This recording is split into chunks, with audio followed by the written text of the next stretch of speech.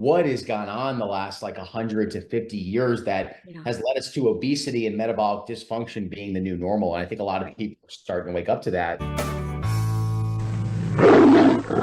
Hey guys, thank you so much for watching our videos. If you'd like to support us some more, you can explore our homemade natural skincare products at purelytallow.com. Thank you so much for supporting my small business. Hey everybody, welcome to the Carnivore Revolution. I'm Serena, and today my special guest is half of the Meat Mafia. I have Brett with me today, and the Meat Mafia, they are two guys. We're going to find out their story, but they're basically on a mission of addressing the fundamental problems within our food and healthcare system. So I think this is going to be a great conversation because you guys have done so much research on both of those things. And so I want to thank you so much for spending the time with me today. Oh, Serena, thank you so much. I'm really excited to be here on the Carnivore Revolution. I think we're going to have a great conversation. So thank you for having me.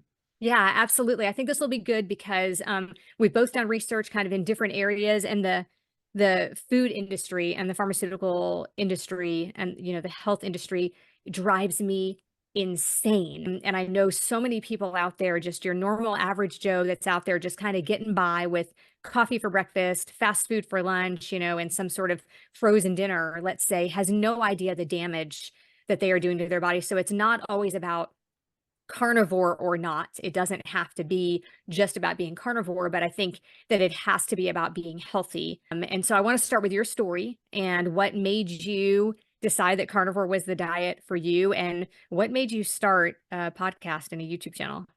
Yeah, it's a great question. And I agreed with so much of what you said too. I mean, I think it's pretty abysmal when you look at our current healthcare statistics. I think the statistic is that we spend 16% of our US GDP on healthcare. So it's like, why fight when we can just eat ourselves to death? That's right. And again, with normalizing things that shouldn't be normalized, I mean, 88% of Americans are metabolically unhealthy. 70% of US adults are overweight or obese. 1 in 4 children have fatty liver disease. So a disease that was formerly reserved for aged alcoholics, our kids are getting from sugar. So it's like, what has gone on the last like 100 to 50 years that has led us to obesity and metabolic dysfunction being the new normal? And I think a lot of people are starting to wake up to that. So my experience with carnivore was really a desire to go carnivore out of necessity. And what I mean by that is, I was raised by 2 great parents in New Jersey, played baseball competitively, played baseball on scholarship at a Division I school called Seton Hall University, transferred to a smaller school called Babson College, which is a great Division III school up in Boston. And going into my senior year, I really started struggling with GI issues and IBD. So I was interning at a job in New York City, and I would take a 2-hour train ride through commute from New Jersey, where I was living with my parents, into the city to work my job.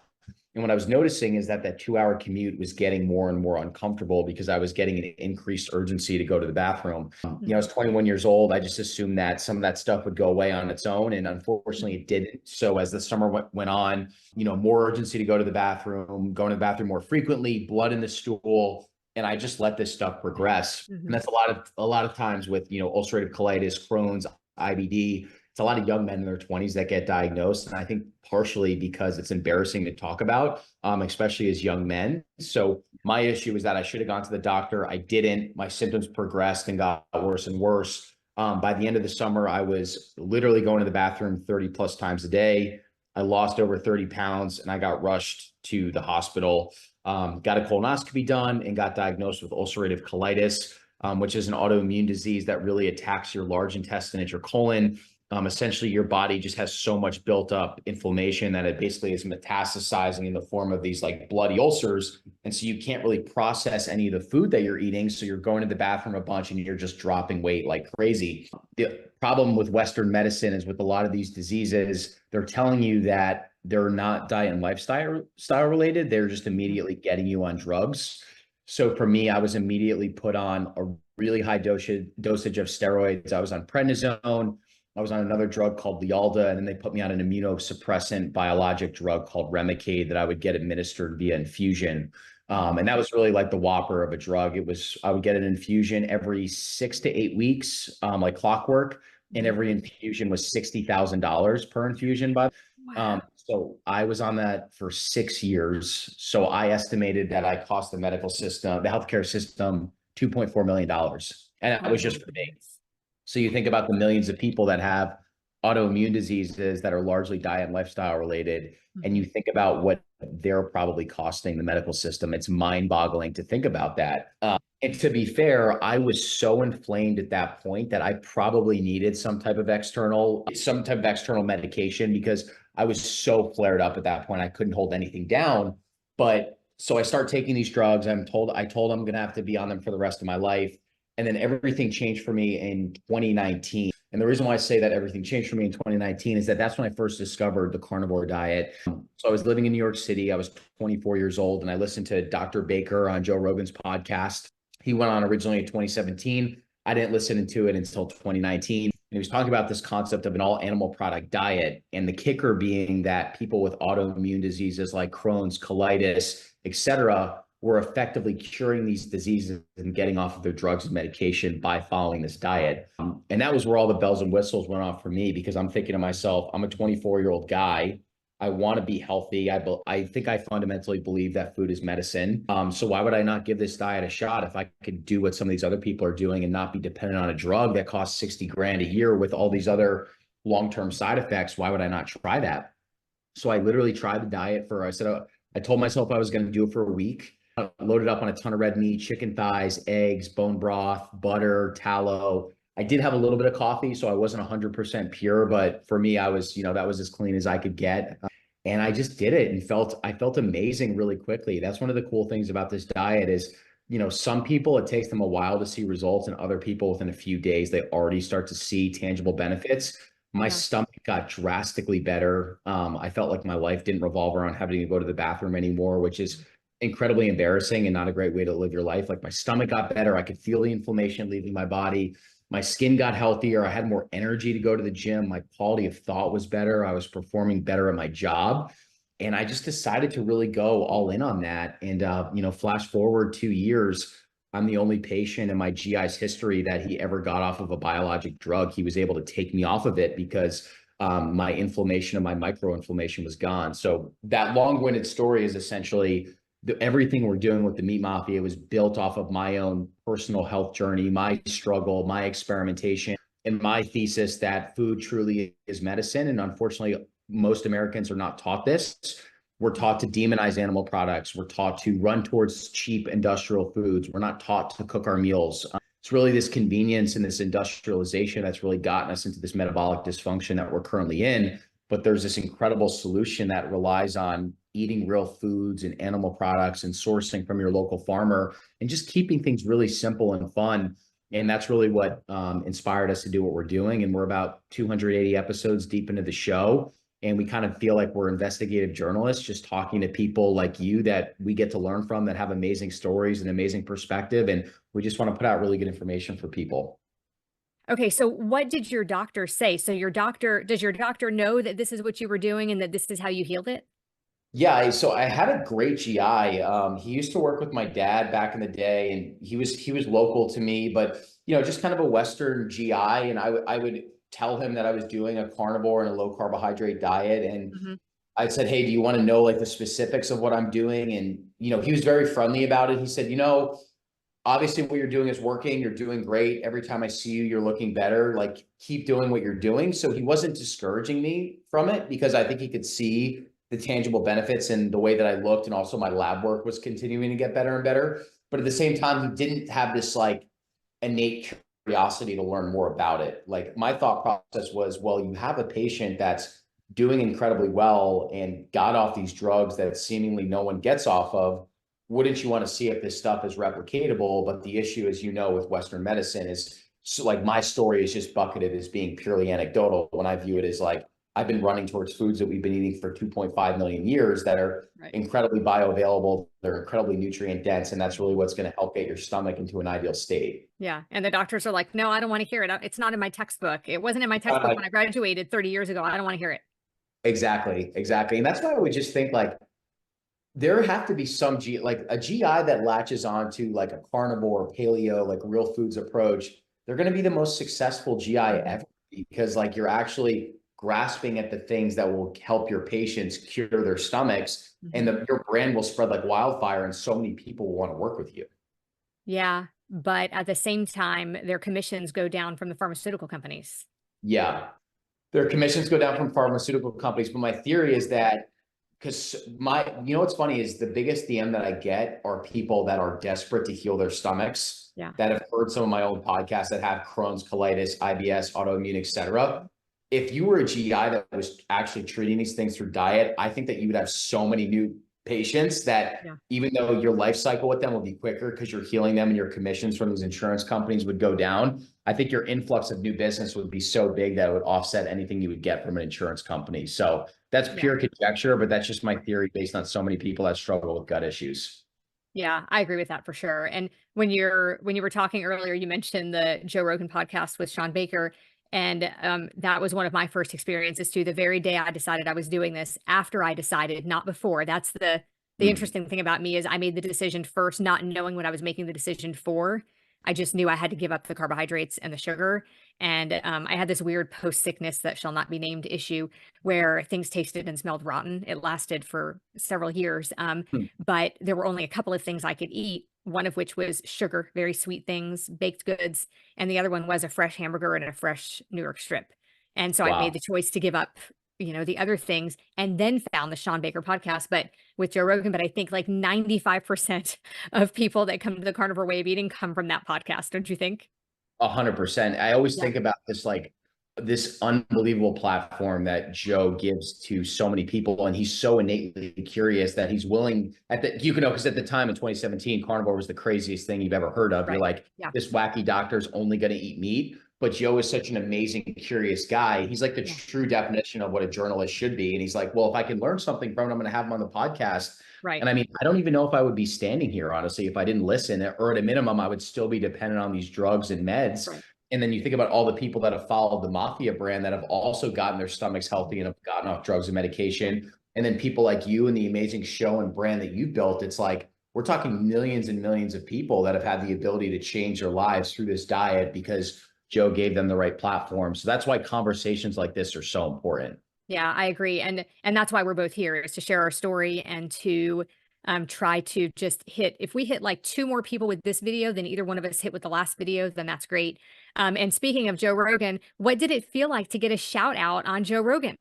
It was a very special day for sure. And, similar to you, it's like, I listened to Joe for a really long time. I think a lot of men in their 20s kind of view him as like a second dad just because he's been in your ear for so long.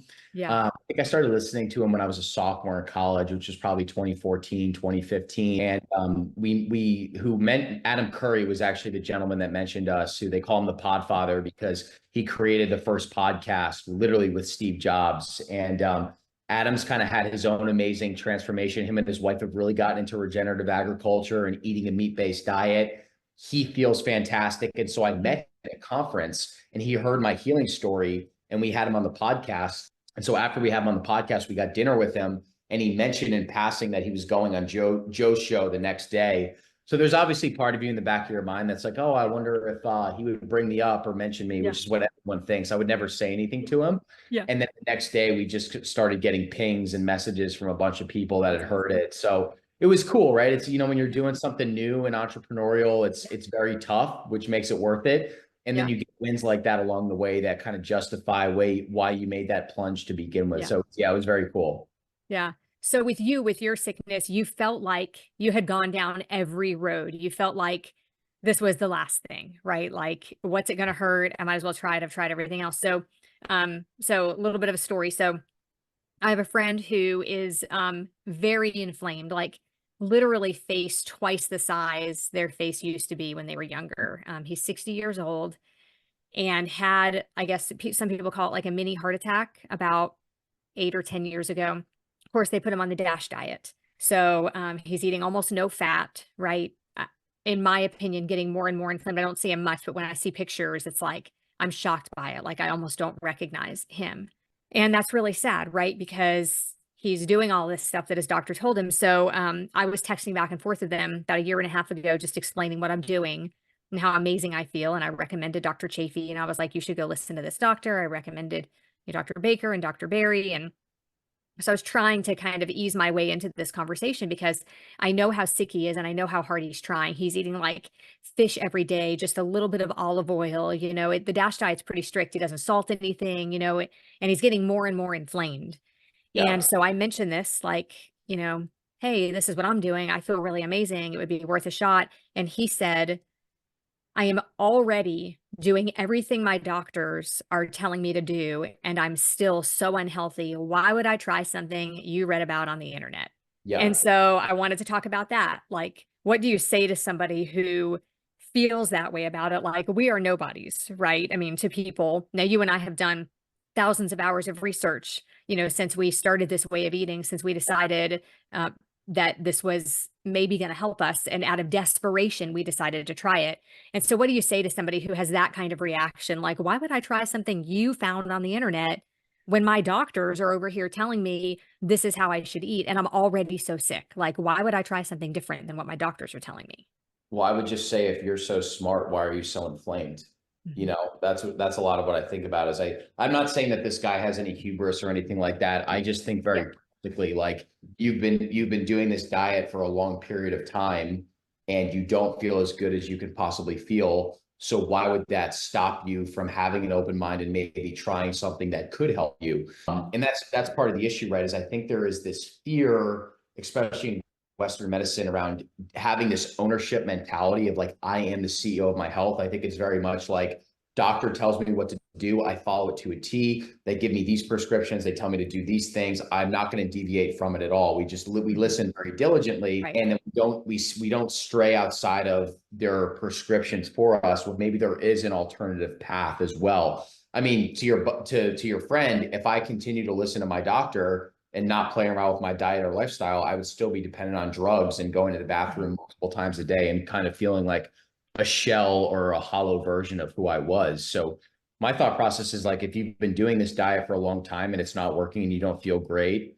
what the hell do you have to lose? What if this diet actually works and helps you Right. reclaim your vitality and decrease your inflammation? I mean, it sounds like the diet that he's eating with, with no salt and, non-fat meat, that just sounds like a recipe to be, almost very decrepit and have no energy or any vim or Yeah. anything like that. So I don't know. I think there's so many people that have healed through diet and lifestyle that I would just be curious, if he tried it for 2 weeks, how would he feel? Right. I don't think he has anything to lose at this point. So why not?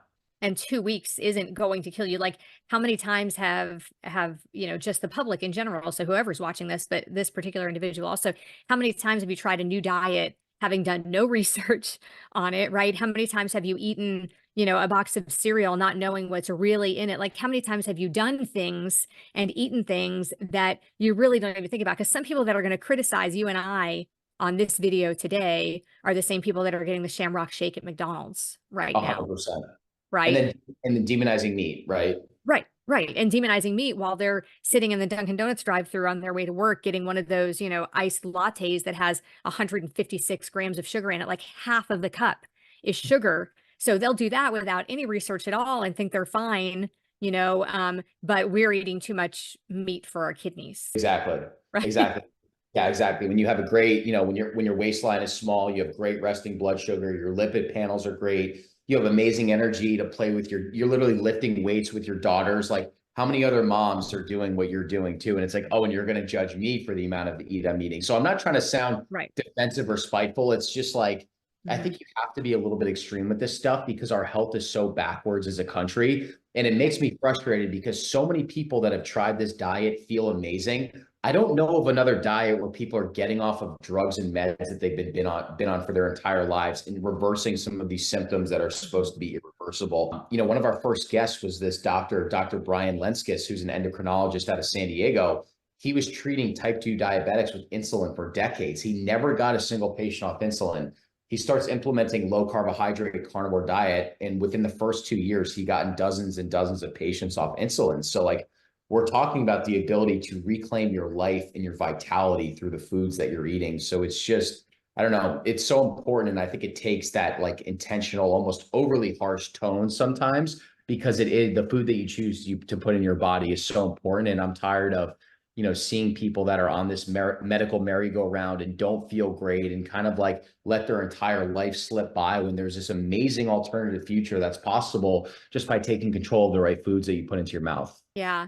And to talk about the food industry for a few minutes, because I think people are genuinely confused. I think people genuinely don't really know what to do. And so with that Tufts University study that came out, was it last year with the Yeah.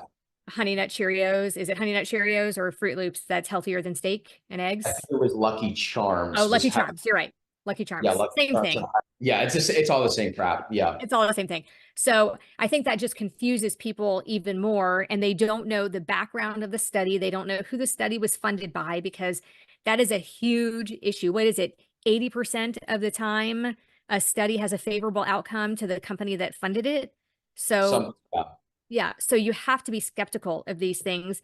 And then you have to feel like, once you know these things, you have to feel like, in my opinion, I'm demanding that you feel really cheated and duped. Like, you should feel like you've been tricked because of the bliss point. Do you want to talk about the bliss point for a minute? So for a minute, let's talk about the bliss point. So people should feel cheated and they should feel lied to because of the bliss point. So these companies that make these foods, the companies that make the foods that they say you can't have just one, you can't eat just one, right? Like, they want you to have a soda every day. They want you to eat a whole tube of their chips. And the truth is, they make it like that on purpose. They know you literally can't eat just one chip, because they have scientists that work at their companies. They have a whole department of scientists that make what's called the bliss point for your food. And that is the exact right combination of salt, sugar, and fat that makes it addictive.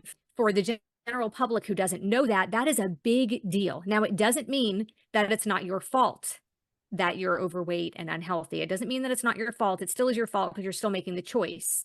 But the idea that they can trick us like that, make these cute little slogans about how you can't have just one, when they know that it's a fact that you really can't have just one because they've made it addictive. The food industry is just so messed up. And the fact that so many other countries don't even allow most of these foods or the ingredients. Like, I think also people don't know that in other countries, people like Kraft macaroni and cheese, they use a different recipe because the other countries demand better ingredients. So what do Yeah. you think we can do here? Like, how can we help? How can we make a difference towards fixing this? Yeah, it's a great question. I didn't realize that term was actually called the bliss point. It reminds me a lot of the Dorito Effect by Mark Schatzker, which is an amazing book.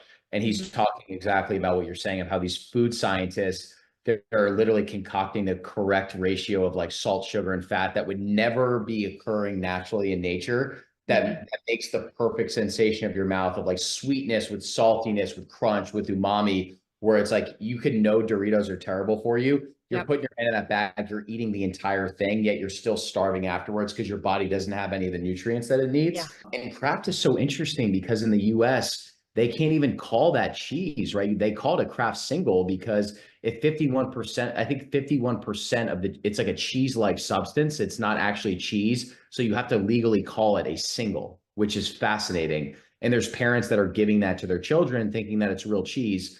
And I actually wrote a blog post. There are, I believe, at least 150 ingredients that are legal in the US that are banned in the EU.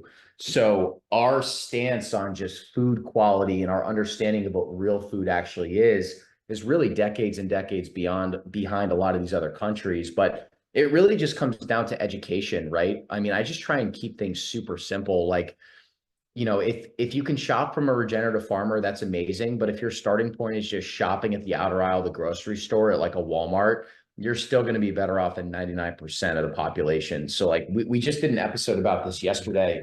I'm opting for foods that probably have an expiration date within 2 years. If it doesn't die, it's not real food. I'm ideally looking for a single ingredient real food, or something without an ingredient list is even preferable as well. Like you said before, I think the war against carnivore and vegan really isn't the right war. It should be a lot of us uniting against the processed food industry. So, my definition of real food is, meat, fish, eggs, fruits, vegetable, dairy, cheese, milk, butter, a lot of these things that can be found in the aisle of the grocery store. and really cook those foods and figure out what combinations work best for you. Most people, men and women, do well with close to a gram of protein per pound of ideal body weight that you're looking to get to. So like I'm 200 right now. I'd like to ideally get to like 190 for a race that I have coming up. So I'm going to shoot for 190 grams of protein in the form of animal products. I primarily don't eat vegetables and plants and things like that, but some people do. And I just advocate keeping a food journal and just cooking all your meals and figuring out what combinations of those foods seem best for you, right? Like if I have gut issues, I'm probably going to stick to a red meat carnivore diet. If I built up good permeability, every once in a while, maybe I'll have a potato or a whack of fruit, but 90% of what I'm getting is still coming in the form of a carnivore diet. But to answer your question, I really think it's education around what real food actually is, and also bringing back connection with our local farmer and our local rancher. Back 40, 50 years ago, the system used to be rancher would grow the food, processor would process the food, customer would buy directly from the rancher. Now, even at the grocery store, it's like there were 40 to 50 touch points from the slaughterhouse processing your meat to the time it actually hits your plate, which is insane. And I think a really great framework to be healthy is to find a local rancher in your area, whether that's going to a farmer's market or going onto eatwild.com, popping in your zip code and finding someone that you can source beef from. That way, you know that the rancher is putting in the right practices to grow the most nutrient-dense quality meat possible. And then you as the customer, you're taking your hard-earned dollars and really supporting that right system that's additive versus destructive, which is really what the industrial system is. So I think, again, start simple: meat, fish, fruit, eggs, vegetables, etc. If you like it, shop at the outer aisle. Prioritize sourcing from your local farmer, gram of protein per pound of body weight, and cook your meals and live a badass life. I think it's that simple. Yeah, I agree. And I think that the best diet is the one that you'll stick to. But that doesn't include the sad diet. Like that's really easy to stick to. It's got to be better than that. You got to eliminate the seed and vegetable oils. You got to eliminate the sugar and the ultra processed foods, and everything will change, right? Everything gets better when you do that. And to your point about grass-fed meat or, like standard meat, I get it. There's all these different touch points, but I like how you said, just start where you are. You got to buy the things that you can afford and that you enjoy, that will help you stick to it. And last spring, we bought half a cow, and we've done that before, and it's been really good. Huh? That's amazing. I love that. Yeah, I love it too, except that none of us were super thrilled with the meat. And so what happened was we started eating more processed meats, things like a healthier version of a hot dog or a healthier version of a sausage, like a cheese sausage, Yeah. that's shaped like we ended up eating a lot more processed because I didn't want to eat the meat.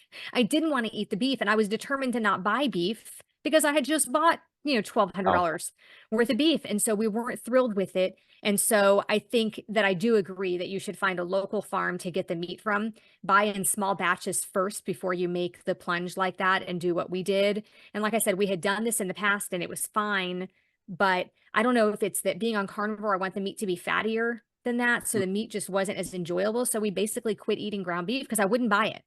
And I didn't want to go downstairs and get some thawed out either because I knew it wasn't going to be as enjoyable. Even adding butter to it and stuff, it just wasn't as good. We actually still have a little bit left. But once I made the decision that I wasn't going to order more, I started buying meat again. So now we have probably 15 packages of ground beef in the back of the freezer that's just going to sit there for like years because I won't eat it because I don't like it as much. So a couple of times I have mixed it with like a 7327 from the grocery store. And that has worked because it, fattened up the grass-fed meat and made it taste a little bit better. So, but I think that there's this, people get frustrated and people say, well, I can't do it because the grass-fed meat is too expensive. But I think if you have to buy conventional meat, by all means, buy conventional meat. You just got to get through it in the beginning for sure. 100%. I mean, I actually love that you're willing to admit that you didn't love the meat from the half cow that you bought. And I've actually been there before where the first time I bought a quarter cow, I was like, this is awesome. And then I didn't realize how much ground beef comes in a quarter cow or beef in bulk in general. And my stomach with the ulcerative colitis I have, it just does really better with like fatty cuts of steak. That's like 90% of what I eat. And I'm like, damn, this is like too much ground beef for me. So I ended up selling it to some of my friends. But that's like the beautiful thing. It's about trial and error. And the thing is when you're buying a grass finished animal, grass finished beef is either the best or the worst beef you've ever had because your margin for error is so much greater. Like it's so difficult to finish a cow on grass for the entirety of its life and still keep that great fat and that flavor profile. That's why the majority of beef is like corn finished, because it creates this kind of like consistency where all grain finished meat is like, it's very good. It's all very good. It's never going to be like the best meat you've ever had, but it's consistently delicious. Where grass finish is either amazing or it's like, this does not taste great. But that's part of that trial and error, and why you try buying a slower mount, and then you find a rancher that you love and you go all in with them. But a really good mental model that one of these ranchers in Texas taught me is the good, better, best approach with meat, where good is just red meat in general. Even if it's the budget meat from the outer aisle of the grocery store, it's still better than any of the processed junk in the inner aisles. Better is grass finished meat, and then best is grass finished regenerative meat from a local farmer. So there's different tiers to this. And if you're doing any of those tiers, you're doing things right. But I think eventually you'll probably work your way up the tiers the more that you get into it, but don't overcomplicate it. Like I literally healed my stomach eating the cheap budget meat at the New York grocery store that I was at when I was 24 years old. So for me to be like, oh, it has to be grass finished regenerative, that's actually disingenuous to my story of how I healed.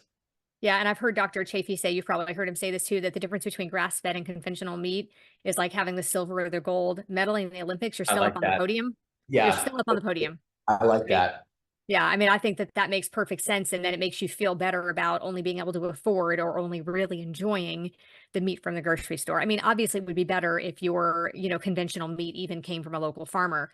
But I think until you can do that, or if you're not near a local farm, excuse me, or you can't afford to have it sent to you or whatever, because those companies are more expensive. And so I think that the main thing is to get the meat in you, and you can maybe start by replacing one meal with an animal-based meal, and then maybe 2 meals. That's kind of a good way to work your way into it. Is like, just don't overdo the carbs on the one meal that, is your free meal or whatever. But I think if you did that for a week, you could kind of work your way into being able to eat, mostly a meat-based diet and be healthier. I mean, I know a lot of people who kept the diet soda in, for the first year even, but you know what? It's okay. Like if it keeps you carnivore and you have one little vice like that and it keeps you carnivore or keeps you ketovore or very low carb, then I say just do it, right? I mean, just get through the time you can in the beginning while you're struggling.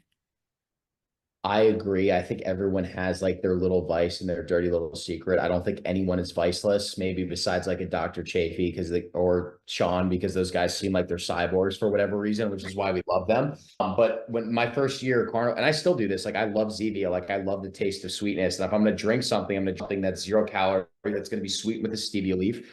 Is it as good for me as mineral water? No, but it's going to keep it. The best diet is something that's sustainable. And me having those things like every other meal or once every other dinner, that's going to keep me on the path and give me the foods and the lifestyle that I ultimately want to have. So I think it's perfection is not the goal here because it's impossible, but it's like how good can you individually as a person possibly be? And if it's a carnivore diet with a Diet Coke once a day, like that's still much better progress than you eating a standard American diet with a Diet Coke. Absolutely. My thing is artichokes. Oh, you like artichokes? Yeah. Took me almost 2.5 years to try. Like I just had one and I thought, wow, that was really good. Why did I do that? Now I'm going to want more. And so there's actually one in the steamer downstairs right now waiting for me.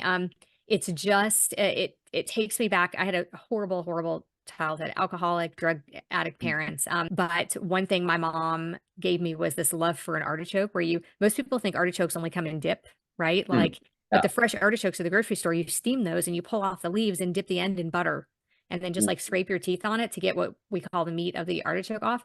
And then when it gets to where those are too thin in the middle, you peel them off, scrape them off with a spoon, and you're left with the artichoke heart. And I'm not recommending people who are carnivores go eat an artichoke. Don't be mad at me. But I do dip it in butter, which is an animal product. But it's just like once every couple of weeks, I've been having an artichoke and I don't notice any negative effects from it. And my intention was never to, once I became a carnivore and loved it and started a YouTube channel and have stuck with it for this long, my intention was really never to add things back in. Like I didn't start carnivore as an elimination diet and say I'm going to add things back in, but I also didn't say that I would. And so I think if I can get to the point, and I'm not at that point yet, where I can have one meal with my family and eat like at a Mexican restaurant and eat chips like I used to with my family. If I could have the one meal and then come home and get right back on track with my next meal. I think that's kind of where I would like to end up, where that one meal doesn't make me really sick and it also doesn't make me binge. I would like to be able to enjoy that. And we go out for Mexican all the time, and I bring carnivore crisps with me or something, and I dip those in the queso. I'll bring some homemade cheese chips with me and I'll dip those in the queso, or I'll just forego that part of the meal and wait for my actual meal to come. So I do Mexican all the time. I know how to do it. I know how to eat out. I know I don't have to go off, but I would like every now and then to be able to go out to dinner with my family. And we don't eat out very much anyway, but I would like to be able to go out to dinner with my family and not have them be like, so what are you going to get? What are you going to get? And then have to ask the waiter for something special. And, just Yeah. once in a while, I'd love to be able to get to the point where I can do that. But I tried at Christmas and it did not turn out well at all. I knew 2 weeks in advance or something that we were going to do this, and I had it all built up. It ended with boxes of chocolate covered cherries. And like, it was a 4-day horrible experience. It took Turn me into 2 a weeks to 4-day bounce bender. back. Huh? Yeah. It turned into a 4-day bender.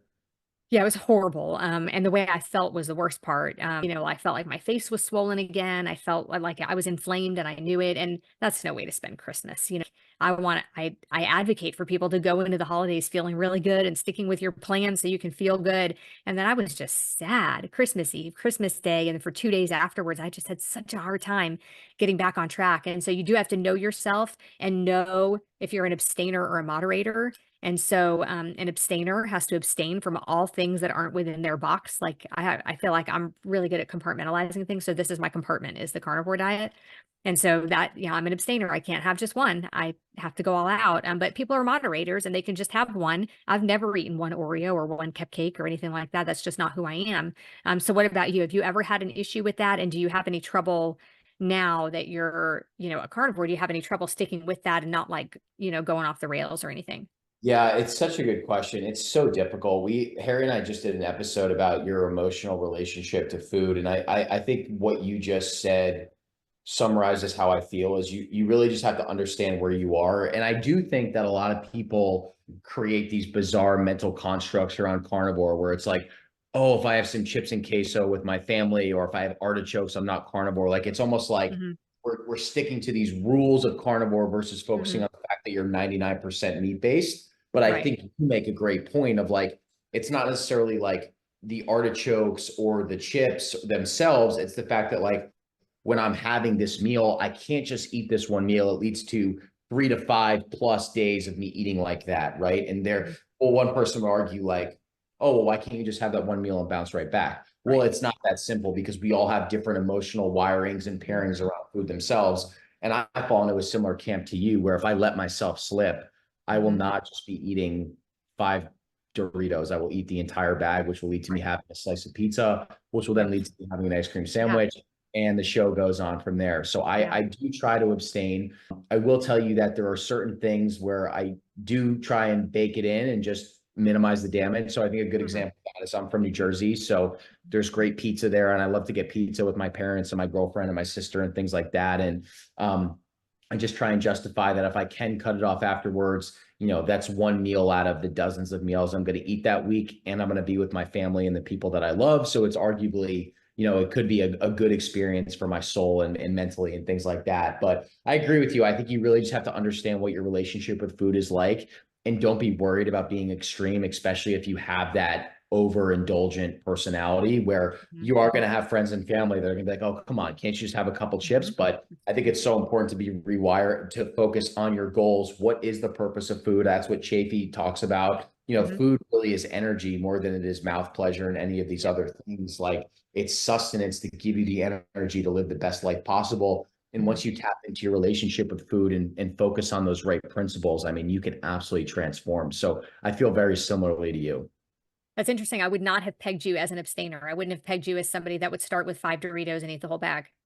Oh, it's probably because I was able to get away with it when I was younger, when I was Yeah. playing sports, just Mm-hmm. because I was burning so many calories. But I have that personality where Mm-hmm. it's really just fluctuations between extremes. Like, I haven't my great balance is like oscillating between one side of the extremes. And I also just, there's like this spiritual component of just feeling so, I love just drawing that line in the sand, whether it's workouts, nutrition, etc. And just being like, this is the lifestyle I'm going to live. I'm not going to give in. I think you actually grow this like spiritual strength from doing that. And I focus on that more than anything else. And I think that the only way we can send a clear message to the food industry is to stop buying the garbage. Don't you think? Like, they are, no matter how many interviews and discussions like this you and I have, and that everybody else in the carnivore community or the health community and the vegan community and the vegetarian and the plant-based community, I don't think there is any amount of conversation that those of us that want to be healthy could have that would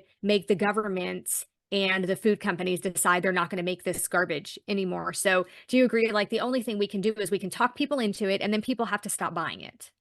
I think with everything we're talking about is like, how do you keep it as simple and applicable as possible? And I think you're absolutely right. A documentary that I always go back to is, why am I blanking on the name of it? It's from 2009. It's by Michael Pollan. I'll think of the name.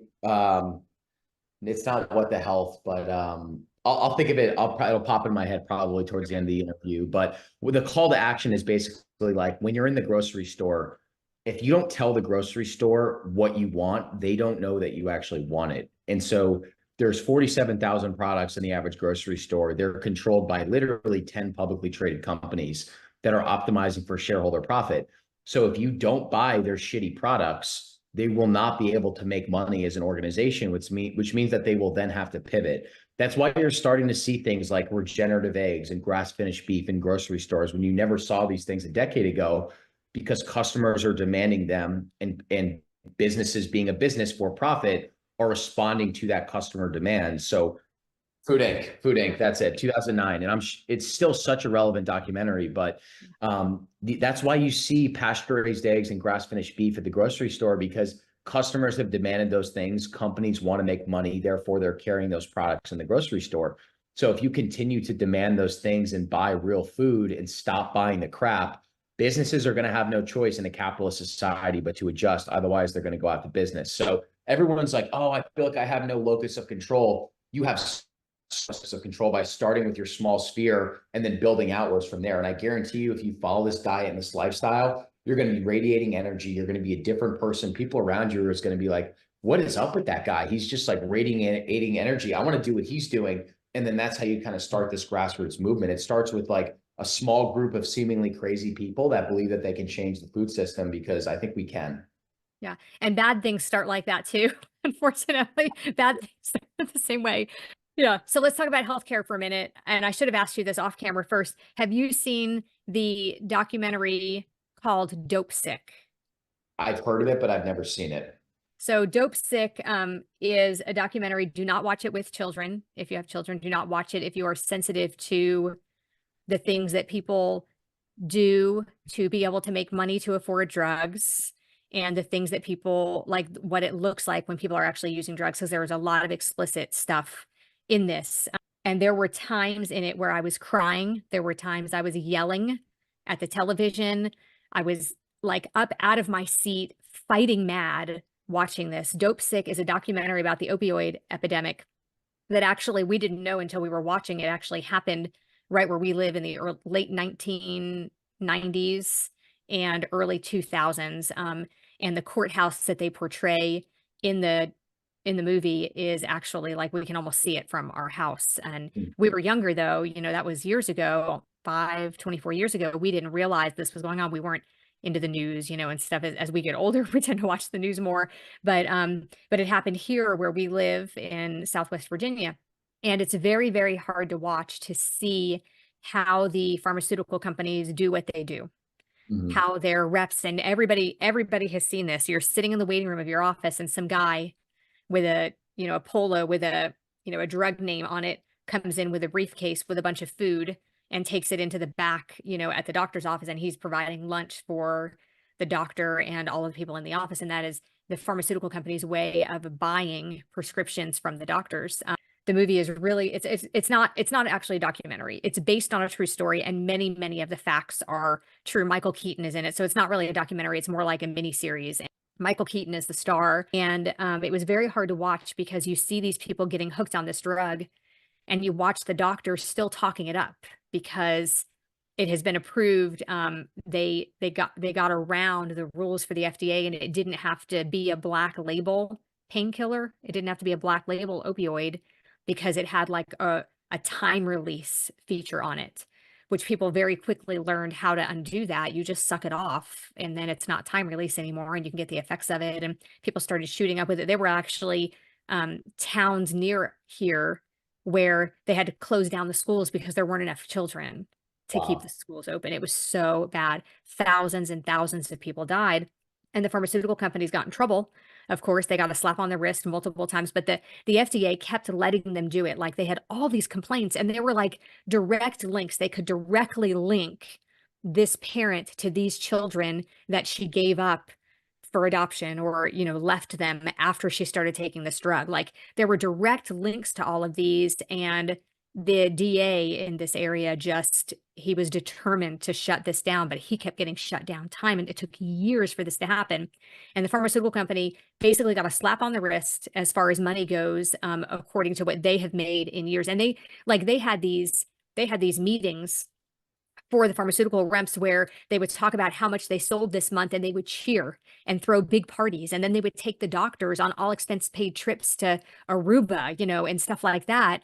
And they are buying the prescriptions when they do that. And it's really hard to watch and to learn that about it and know that these companies are loving it when you are sick and the doctors write that prescription. And anyway, it's really hard to watch. You definitely should watch it, but it just gives you an idea. And because they basically just got a slap on the wrist, like they are not hurting. Trust me. One of the owners of the company just recently bought Mick Jagger's old house in the UK. Wow. So like for all the people that died here and all the people that were sick, there are still people addicted to those drugs. And like they just get a slap on the wrist for it, you know? So I feel like while I was watching it, part of why I was so mad was that, obviously. But it was also that I believe the food industry operates the same way, right? Yeah. They are buying the studies to prove that their foods are better than, you know, are healthier than actual real whole foods. And so the food industry, the pharmaceutical industry, the healthcare industry, they are all just so intertwined and paying for each other and helping each other stay in business. And it's just very disheartening to watch that. And then you have friends, I have friends, I have family, you have family, people are sick. Yeah. And they just don't know what to do. You know, it's so hard to watch. Definitely. And then there's doctors like Gary Fetke, who is a surgeon that was operating on diabetic patients in Tanzania and literally was so tired of amputating diabetics' limbs that he decided to start exploring a low carbohydrate diet for himself and had great success and started talking to his patients proactively about dietary and lifestyle changes. And he immediately gets targeted by the Australian medical boards that were proven to be paid off by Coca-Cola and these other sugar companies, and targeted a list of doctors like him and Tim Noakes and a few others. And he literally had to defend his license and was about to get his medical certificate pulled. Luckily, he was able to fight against it and win successfully, but basically went on this like Salem witch hunt level trial for 5+ years where his wife was defending. It's crazy. And it's like, it's all because this doctor is stepping out of his lane to talk to his patients about dietary and lifestyle changes in an effort to prevent amputation for a diabetic patient. And it's like, he's the crazy guy, but the doctor that sees 20 patients a day and is blanket prescribing all these drugs and Ozempic and antidepressants, et cetera, that's what's normalized, right? And the reason why you and I get frustrated is because you know so many different people that have become a victim to the medical merry-go-round and are not taught how to be the CEO of their own health. And they're not taught to look at dietary measures and lifestyle measures as medicine. And they end up living this shell existence that's dependent on them going to doctor's appointment after doctor's appointment, paying a ton of money on drugs, and then just like living this blanket empty, sick existence. And I think people need to start getting tired and fed up and like actually poking holes at the system and thinking like an independent thought leader and making those right changes. And I think that every person here has the ability to opt out of that system, whether it's buying beef from your local rancher or buying $5 meat from Walmart and exercising outside in your driveway or your garage. So I think we're just at that point right now where I'm optimistic that we can pull back from the brink, despite how many of these bizarre corporate medical, like this whole bacchanal that exists out there. But I think it just starts with taking autonomy over the food that goes in your system and spreading that lifestyle to your friends and family. And that's really what we can do. I think if we don't fight back, who's going to fight back at this point? Yeah. So how do people get started? What kind of books do you recommend for people? Do you have any book recommendations? I think that's such a good question. I think what is it? I think Why We Get Fat by Gary Taubes is a great book. Why We Get Fat or Why We Get Sick. Why We Get Sick is Ben Bickman. That's a good So one. I think sorry, Why We Get Sick by Ben Bickman. That's what I was talking about. Yeah. I think the Paleo Solution by Rob Wolf is an amazing book too, even though it's not explicitly carnivore. I think does a great job of just understanding the way that your body's process these different micronutrients, and he gives you a ton of great recipes and a lot of simple, practical information. He also puts a continuous glucose monitor test in there, which is super helpful to understand your blood sugar response to certain foods. There were certain things that I thought I did really well with. And then when I actually did that CGM test, I realized, oh, I probably shouldn't be eating those foods. Also, just like Dr. Chafee's podcast, Dr. Baker's podcast, I was a huge podcast guy. I love books, but I also love the ability to go on a run or a workout and throw a podcast in and just take notes and get in some really digestible information. For me, it's like, I think it's 2 big meals a day, primarily red meat, chicken if you like chicken, pork, fish, keep your fat high, gram of protein per pound of ideal body weight, eat 2 to 3 large meals a day, stop eating 3 hours before bedtime, cook the majority of your meals and see where you are in a month. And I would guarantee your life is drastically different than what it is now. Twice you mentioned 2 meals a day, and in one of those you said big, and in the other one you said large. And I think there needs to be some emphasis on that for people because it's so easy to undereat on the carnivore diet. So if you're going to eat 2 meals a day, they do need to be big meals. They have to be half of your calories for the day, which is way more than you probably think it is that you need on the carnivore diet. Yeah, that's what's it's almost confusing because your meals are so big that you're like, how am I losing weight doing this? But I think you like for someone like me, right? I'm trying to eat 190 grams of protein a day. So I'll probably eat 2 fairly large size steaks. So that seems like a lot of food, but those are the only 2 things that I'm eating for the entire day. So I'm not snacking, I'm not grazing, I'm not getting these excess calories that really add up to be the thing that puts you in a caloric surplus. It's really those 2 steaks. And then I'm probably burning like 3,500 calories a day if I'm working out. So I'm actually in a light deficit every single day, but the fat and the protein are so satiating that I'm eating those things until I'm full. And because I'm cutting out processed foods, my body is actually able to signal when it's full and knows how to use all those nutrients. There's really great bioavailability in the meat. And it almost feels like I'm sure you've experienced this. It almost feels like you're cheating when you've been carnivore for like a month. Yeah, absolutely. Go ahead. Sorry. No, I was saying it's so easy.